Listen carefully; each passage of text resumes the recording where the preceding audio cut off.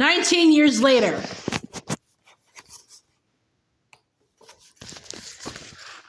Epilogue. 19 years later. Autumn seemed to arrive silently that year. The morning of the 1st of September was crisp and golden as an apple, and as the little family bobbed across the rumbling road toward the great city station, the fumes of car exhaust and the breath of pedestrians sparkled like cobwebs in the cold air.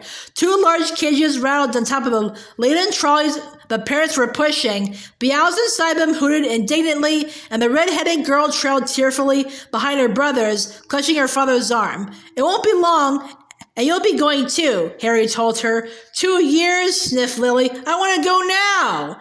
The commuter stared curiously at the owls as the family wove its way toward the barrier between platforms 9 and 10.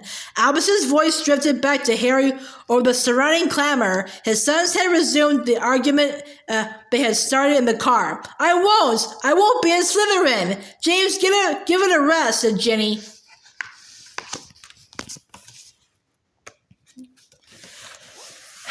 "I only said he might be," said James, grinning at his younger brother. "There's nothing wrong with that. He might be in Slytherin. He might be in Slyth." But James caught his mother's eye and fell silent. The 5 pirates approached the barrier. With a slightly cocky look over his shoulder at his younger brother, James took the trolley from his mother and broke into a run. A moment later, he had vanished. "You'll write to me, won't you?" Albus asked his parents immediately, capitalizing on the momentary absence of his brother. "Every day, if you want us to," said Jenny. "Not every day," said Albus quickly. "James says most people only get letters from home about once a month." "We wrote to James 3 times a week last year," said Jenny. "And you don't want to believe everything he tells you about Hogwarts," Harry put in. "He likes to laugh, your brother." Side by side, they pushed the second trolley forward, gathering speed. As they reached the barrier, Albus winced, but no collision came. Instead, the family emerged onto platform 9 3/4, which was obscured by thick white steam that was pouring from the Scarlet Hogwarts Express. Indistinct figures were swarming through the mist into which James had already disappeared. "Where are they?" asked Albus anxiously, peering at the hazy forms they passed as they made their way down the platform. "We'll find them," said Ginny reassuringly. But the vapor was dense, and it was difficult to make out anybody's faces. Detached from their owners, voices sounded unnaturally loud. Harry thought he heard Percy discoursing loudly on broomstick regulations and was quite glad of the excuse not to stop and say hello. "I think that's them, Al," said Ginny suddenly. A group of 4 people emerged from the mist, standing alongside the very last carriage. Their faces only came into focus when Harry, Ginny, Lily, and Albus had drawn right up to them. "Hi," said Albus, sounding immensely relieved. Rose, who was already wearing her brand new Hogwarts robes, beamed at him. "Parked all right then?" Ron asked Harry. I did. Hermione didn't believe I could pass a Muggle driving test, did you? She thought, I had to confront the examiner. "No, I didn't," said Hermione. "I had complete faith in you. As a matter of fact, I did confront him," Ron whispered to Harry as together they lifted Albus's trunk and Owl onto the train. "I only forgot to look in the wing mirror, and let's face it, I could use a suspensory charm for that." Back in the platform, they found Lily and Hugo, Rose's younger brother, having an animated discussion about which house they would be sorted into when they finally went to Hogwarts. "If you're not in Gryffindor, we'll disinherit you," said Ron, "but no pressure." "Ron!" Lily and Hugo laughed, but Albus and Rose looked solemn. "He doesn't mean it," said Hermione and Ginny, but Ron was no longer paying attention. Catching Harry's eye, he nodded covertly to a point some 50 yards away. The scene had thinned for a moment, and 3 people stood in sharp relief against the shifting mist. "Look who it is." Draco Malfoy was standing there with his wife and son, a dark coat buttoned up to his throat. His hair was receding somewhat,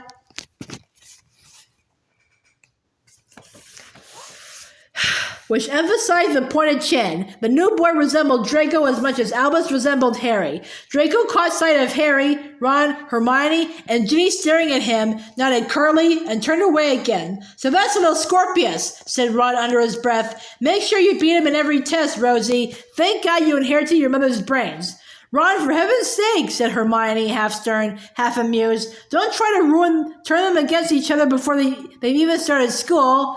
You're right, sorry, said Ron, but unable to help himself, he added, don't get too friendly with him, though, Rosie. Granddad Weasley would never forgive you if you married a pureblood. Hey!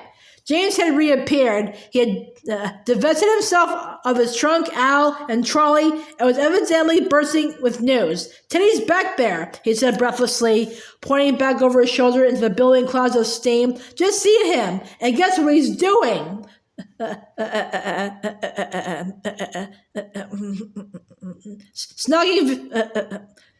Snugging Victoire. He gazed up at the adults, evidently disappointed by the lack of reaction. Our Teddy Lupin, snugging our Victoire, our cousin. And I asked Teddy what he was doing. You interrupted them? Said Ginny. You are so like Ron. And he said he'd come to see her off, and then he told me to go away. He's snugging her. James added as though worried he had not made himself clear. Oh, it would be lovely if they got married, whispered Lily ecstatically. Teddy would really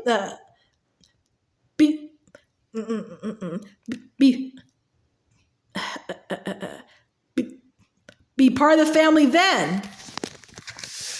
He already comes round for dinner about 4 times a week, said Harry. Why don't we just invite him to live with us and have done with it? Yeah, said James enthusiastically. I don't mind sharing with Val. Teddy could have my room. No, said Harry firmly. You and Al will share a room only when I want the house demolished.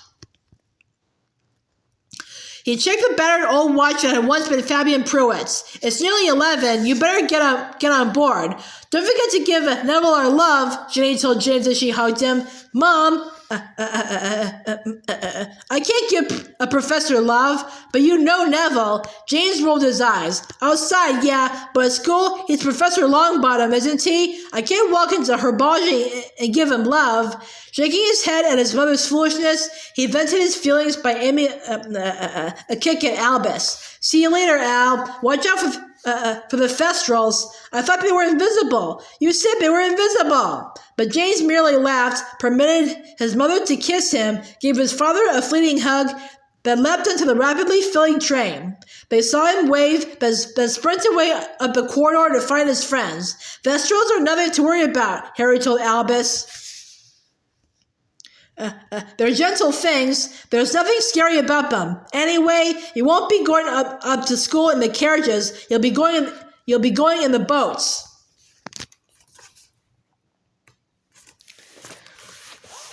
Ginny kissed Albus goodbye. See you at Christmas. Bye, Al, said Harry as his son hugged him. Don't forget Hagrid's invited you to tea next Friday. Don't mess with Peeves. Don't duel anyone till you've learned how. And don't let James wind you up. What if I'm in Slytherin?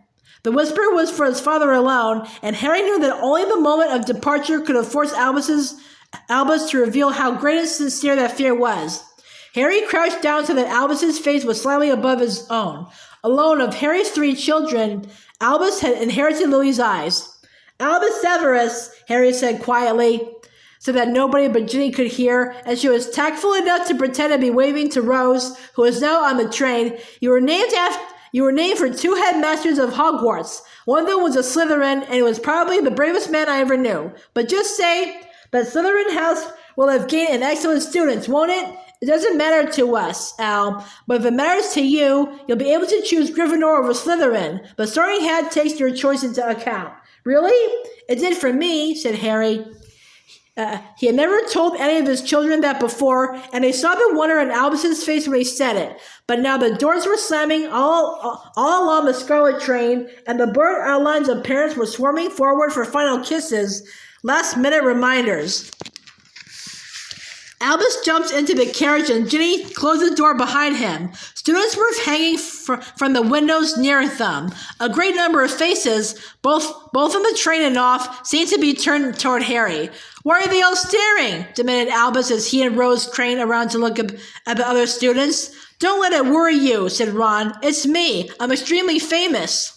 Albus, Rose, Hugo, and Lily laughed. The train began to move, and Harry walked alongside it, watching his son's thin face, already ablaze with excitement. Harry kept smiling and waving, even though it was like a little bereavement, watching his son glide away from him. The last trace of steam evaporated in the autumn air. The train rounded a corner. Harry's hand was still raised in farewell. "He'll be all right," murmured Ginny. As Harry looked at her, he lowered his hand absentmindedly and touched the lightning scar on his forehead. "I know he will." The scar had not pained Harry for 19 years. All was well.